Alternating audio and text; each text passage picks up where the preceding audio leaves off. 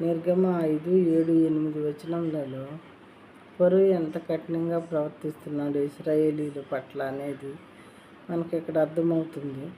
7వ వచనము, ఇటుకలు చేయుటకు మీరు ఇక మీదట ఈ జనులకు గడ్డి ఇవ్వకూడదు. గడ్డి దేనికో వాడతారంట ఇటుకలు చేసేటప్పుడు, అందుకని ఆ గడ్డి మీరు ఇవ్వద్దు, అది కూడా వాళ్ళే సమకూర్చుకోవాలి.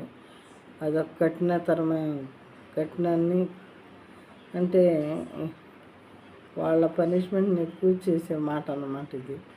వారు వెళ్ళి తామే గడ్డి కూర్చుకొనవలెను. ఇంతకుముందు వాళ్ళు ప్రొవైడ్ చేశారు, ఇప్పుడైతే వీళ్ళే సమకూర్చుకోవాలి. అది కూడా 8వ వచనం, అయినను వారు ఇది వరకు చేసిన ఇటుకల వలనే ఇటుకల లెక్కనే వారి మీద మోపవలెను.